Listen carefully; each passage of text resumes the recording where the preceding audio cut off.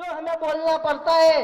अगर हम देश के लिए बात करते हैं तो 4 पंक्तियां पढ़ता हूं कि संसद में अश्लीलता की नुमाइश लगते हो तुम, जब जाकर खड़े हो गए देशद्रोहियों के साथ में जेएनयू में, कि संसद में अश्लीलता की नुमाइश लगते हो तुम, किसी तवायफ के ठुमके की फरमाइश लगते हो तुम, और मर्यादा तोड़ जाकर खड़े हो गए जेएनयू में देशद्रोहियों के साथ, तो किसी नाजायज तहजीब की पैदाइश लगते हो तुम।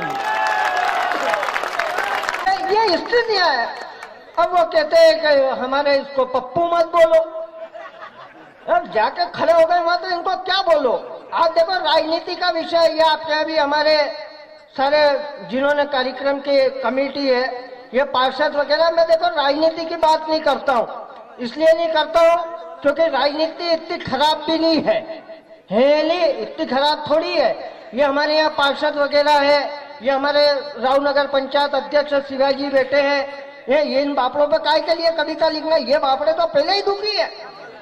सही कह रहा हूं मैं, ये पार्षद वगैरह इन पे काय के लिए कविता लिखना। इनकी हालत तो है कि सुबह उठ के लुगाई का मुंह नहीं देखते हैं, इनको सुबह उठकर नालियां देखना पड़ती है, पानी का फंसा हुआ है। इन पर काय के लिए कविता लिखना।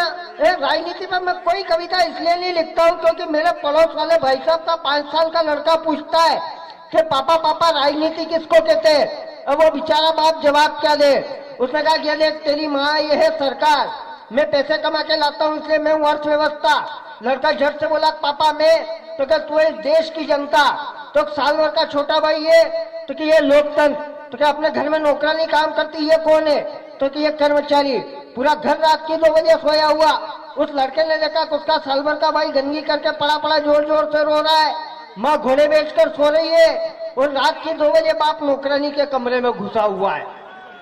उसको कुछ भी समझ में नहीं आया, वापस आ के सो गया। सुबह 8 बजे उठकर अपने पिताजी से कहता है पापा पापा मैं राजनीति सीख गया। बाप को बड़ा आश्चर्य हुआ, 12 घंटे में राजनीति कैसे सीख गया। और लड़के का जवाब अच्छा लगे तो अच्छी तालियां बजाइएगा। लड़का कहता है पापा इस देश की राजनीति ऐसी हो गई है कि जनता भूख प्यास से दुखी है, कि पापा इस देश की राजनीति ऐसी हो गई है कि जनता भूख प्यास से दुखी है, लोकतंत्र गंदगी में पड़ा हुआ है, सरकार घोड़े बेचकर सो रही है, और अर्थव्यवस्था कर्मचारियों का शोषण कर रही है। बस यही इस देश की राजनीति है। ये स्थिति